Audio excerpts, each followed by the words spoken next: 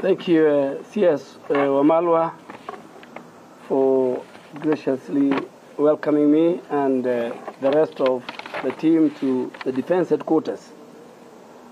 And on the onset, I want to thank His Excellency the President and the Commander-in-Chief for the great honor to appoint me as the Defense CS, and I want to assure him and the country at large of my full commitment in achieving the duties and responsibilities of this office. I also want to thank the CDF and the entire KDF fraternity for their warm welcome and reception they have accorded to me, not only today, but the day just before my vetting. And I am sure with their good contribution, I did very well on my vetting day. I wish to state it that I will always consult and get the wise counsel from the top leadership of KDF on handling key issues related to my mandate, and I expect a smooth working relationship during my tenure as a CS. I also want to thank the outgoing CS of Defense, my brother Eugene Wamalwa, for his wise counsel before and this morning, as well as his dedication and commitment in serving this country before me, like many, many other ministers.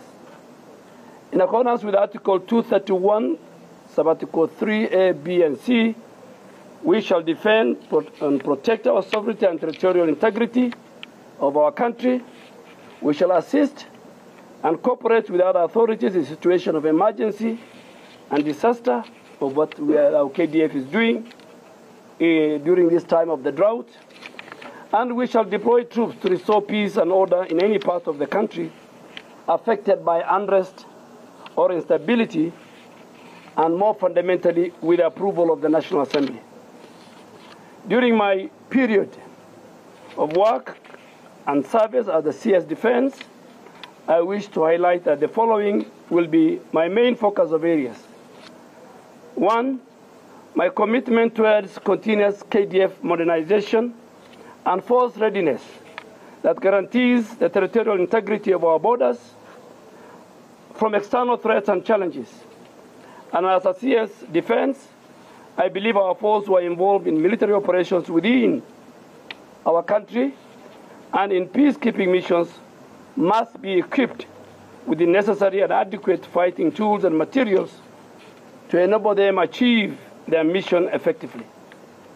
Number two, I will participate with the leadership of KDF in the full implementation of our national security policy for the Republic of Kenya 2021-2030 in order to maintain our status as an anchor nation in this region.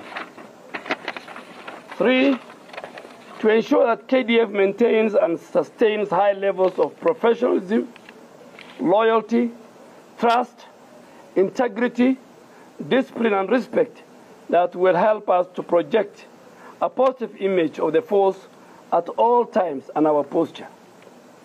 Number four, we pay special attention towards improving the welfare and the well-being of the KDF fraternity. And this is in terms of their condition of service, their housing, their medical schemes, and of course ask Parliament for more budgetary allocation and approval. We will commit towards working with our other security forces and organs and in the national administration in maintaining peace and security in our country under the direction of His Excellency the President and the Commander-in-Chief, and also who chairs the National Security Council when called upon. Number five, we will be ready and willing to collaborate and work with our regional allies in maintaining peace and stability within our neighborhood. And finally, we will reiterate and support Kenya's readiness to work with our international partners and allies in maintaining the global peace and security that we require. KDF and the Kenya Defense Forces, for that matter, is a very force that we are all proud of. I have been a leader of majority. I participated in the formulation and the enactment of the KDF Act. I participated in many of their policies and budgetary. So I'm coming to the Ministry of Defense with a lot of information, a lot of network as a former majority leader. And I want to ask everybody, both the civilian and our main forces, that we at all times work towards making Kenya Defense Forces better day by day. We want to pray for all those who sacrificed their life on the line in defending our nation. We want to make sure that those who got injured at the battle get well off.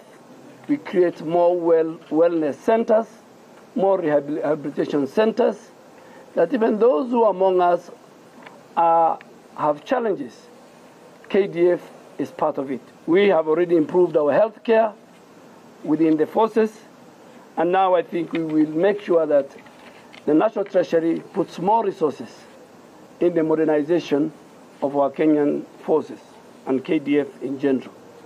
Thank you very much, General Kibochi, your Deputy, Lieutenant General Ogola, and all the other service commanders, and all the other staff of the Ministry of Defense for the kind of reception you have given to me.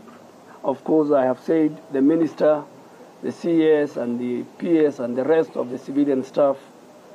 I think we have an opportunity, and we must bring back the days when Kenya Defense Forces were everywhere globally, keeping peace, making families and communities better than they have found.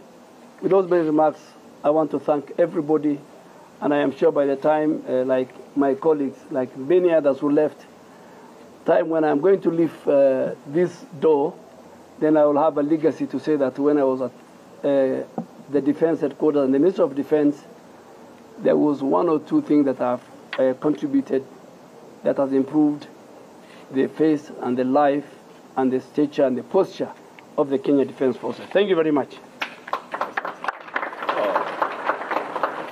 Thank you very much. Thank you so much. Thank you very much.